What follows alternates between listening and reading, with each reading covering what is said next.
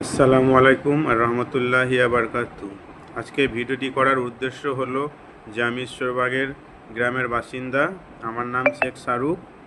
তো বিশেষ বিষয়টি হলো যে আমার গ্রামে কিছুদিন দিয়ে মসজিদ এবং মাদ্রাসার নিয়ে একটা মিটিং আলোচনা চলছে এবং মাদ্রাসা লসে চলছে। মাদ্রাসার ছাত্ররা খেতে পাচ্ছে না, মাদ্রাসা ফান্ডে টাকা থাকা সত্ত্বেও, এবং মসজিদ কমিটিও লসে চলছে।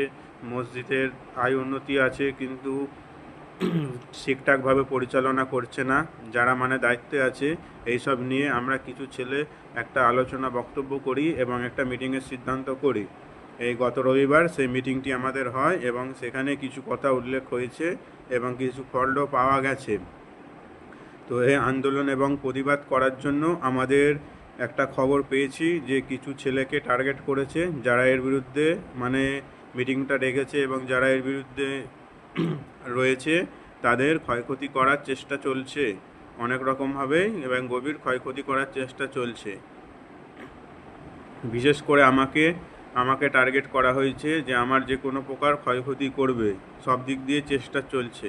তাই প্রশাসন এবং গ্রামবাসী এবং সকলের কাছে বিনীত অনুরোধ যে আমার যদি কোনো রকম রাস্তাঘাটে দুর্ঘটনা, অ্যাক্সিডেন্টে মৃত্যু হয়, এর জন্য কিন্তু দায়ী থাকবে আমার গ্রামেরই 10 জন। আমি নাম এখন উল্লেখ করলাম না, তাদের লিস্ট করা আছে, আমার বাড়িতেও দেওয়া আছে এবং আমার বন্ধুবান্ধব সকলের কাছে দেওয়া আছে। আমার কোনো রকম দুর্ঘটনাজনক মৃত্যু হলে এবং কোনো রকম রাস্তাঘাটে দুর্ঘটনা কিংবা অ্যাক্সিডেন্ট যদি হয়, এর জন্য কিন্তু এই 10 জনা দায়ী থাকবে। শুধু এই মসজিদ মাদ্রাসার বিরুদ্ধে প্রতিবাদ করেছি এই না, গ্রামের আরও অনেক কিছুর জন্য প্রতিবাদ করেছি।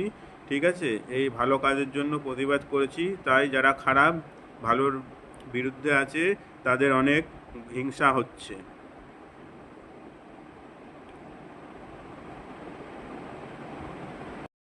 এবং তারা গভীর ষড়যন্ত্র করেছে কিছু ছেলের ক্ষতি করবে এবং ঝুট ঝামেলা অশান্তির মধ্যে তাদের ফেলবে।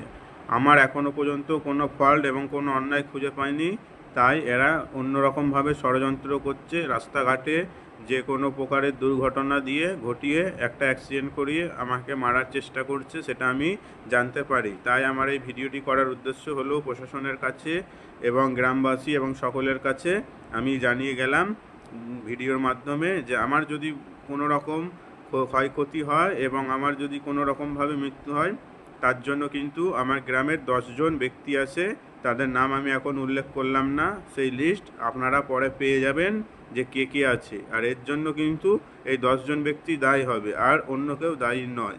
এই ভিডিওটি করার উদ্দেশ্য আমার এটাই, আগাম জানিয়ে দিলাম।